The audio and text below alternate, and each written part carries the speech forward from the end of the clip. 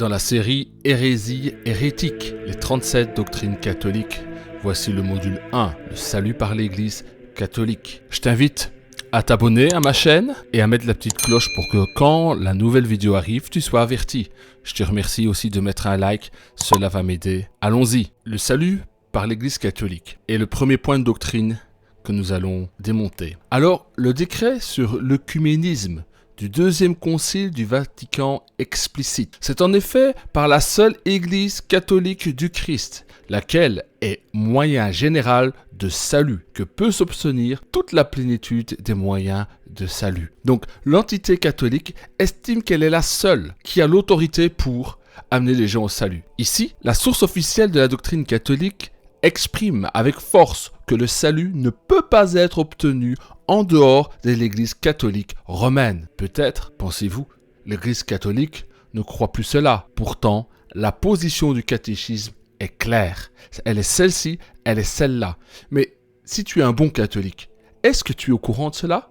Appuyé sur la Sainte Écriture et sur la tradition, le Concile enseigne que cette Église en marche sur la terre est nécessaire au salut. Seul, en effet, le Christ est médiateur et voie de salut. Or, il nous devient présent en son corps qu'est l'Église catholique romaine. C'est pourquoi ceux qui refuseraient soit d'entrer dans l'Église catholique, soit d'y persévérer, alors qu'ils la sauraient fondée de Dieu en Jésus-Christ comme nécessaire, cela ne pourrait pas être sauvé. Vous comprenez? Donc pour eux, en dehors du système catholique, il n'y a pas de salut. Extrait suivant du catéchisme catholique. En elle subsiste la plénitude du corps de Christ, uni à sa tête, ce qui implique qu'elle reçoive de lui la plénitude des moyens de salut. Alors maintenant, allons vers les Écritures. Qu'est-ce que dit la Bible? Là, j'ai cité ce que dit le catéchisme. Maintenant, les Écritures. C'est Romains chapitre 6, verset 23. C'est dans le Nouveau Testament. Il est dit « Car le salaire du péché, c'est la mort. Mais le don gratuit de Dieu, c'est la vie éternelle en Jésus-Christ notre Seigneur. » Donc le salut est dans la personne de Jésus. Parce que l'Église catholique romaine n'est pas Jésus-Christ de Nazareth. Ok? Les Écritures disent ici, dans l'évangile de Jean, chapitre 3, verset 36, « Celui qui croit au Fils a la vie éternelle. Celui qui ne croit pas au Fils ne verra point la vie, mais la colère de Dieu demeure sur lui. » Jean, chapitre 3, verset 36. Parole de Jésus-Christ qui a été écrite par l'apôtre Jean. Jésus a aussi prêché. « En vérité, je vous le dis, celui qui écoute ma parole et qui croit à celui qui m'a envoyé a la vie éternelle et ne vient point en jugement, mais il est passé de la mort à la vie. » Jean 5, verset 24. Vous voyez, il y a une triangulation. Il y a la parole de Dieu, derrière laquelle se tient Dieu par le Saint-Esprit, celui qui écoute cette parole, qui la lit, et la parole elle-même, la Bible écrite. Et quand tu médites cette parole et que tu la revendiques, Dieu est derrière cette parole pour en accomplir le fruit, ou c'est-à-dire l'effet subjectif de la vérité objective dont on parle, dans le cas en espèce, le salut en Jésus-Christ. Pas le salut en l'Église catholique romaine,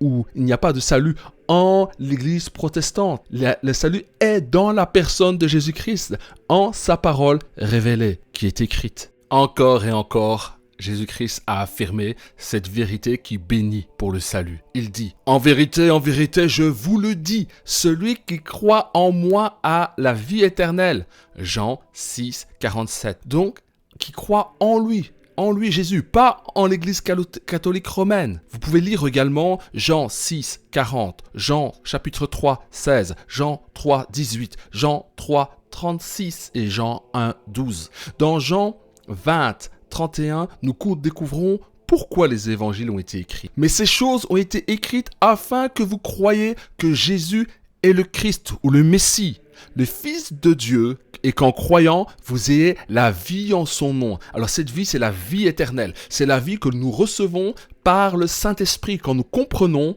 que nos péchés sont effacés parce que le sang de Jésus-Christ a coulé pour la rémission de nos péchés. Et Dieu déclare justifier celui qui croit au Fils du Dieu unique qui est venu mourir à la croix et qui est ressuscité. Celui-là n'aura pas à répondre de ses péchés et obtiendra un plein salut.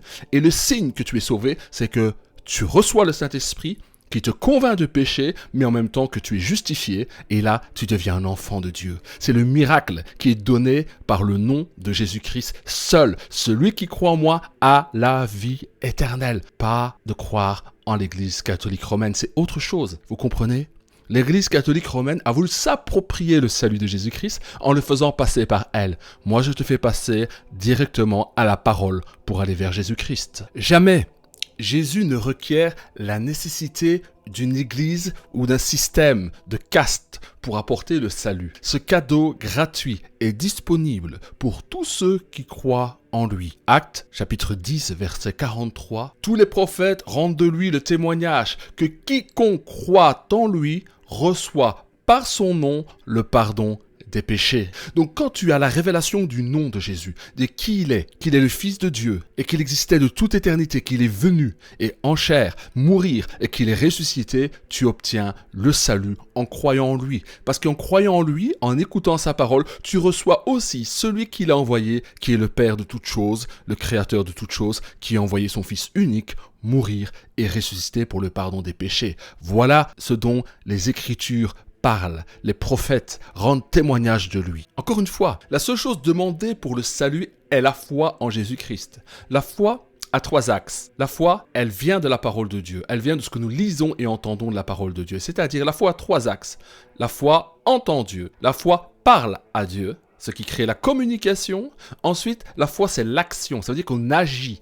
Elle se traduit par des comportements et des attitudes. Romains, chapitre 1, verset 16, ce verset est magnifique. Car je n'ai point honte de l'évangile, c'est-à-dire de la bonne nouvelle. C'est une puissance de Dieu pour le salut de quiconque croit. Quiconque. Donc ce salut, cette parole qui est écrite, qui a été mise là, dans les Écritures saintes, qui composent la Bible, est une puissance de salut, de rédemption pour celui qui l'entend et la reçoit. Amen. Alors la conclusion, la parole de Dieu déclare que le salut est obtenu par la foi dans le sang versé de Jésus-Christ. Parce que quand quelqu'un donne son sang, il donne son âme, il donne sa vie. Jésus a donné sa vie humaine. Il est parfaitement Dieu et à la fois parfaitement homme. 2 natures coexistent dans la personne du Messie Jésus-Christ. Alors que le catéchisme maintient que le salut n'est dispensé que par l'Église catholique. Vous devez maintenant décider qui vous allez croire. La tradition des hommes et le magistère catholique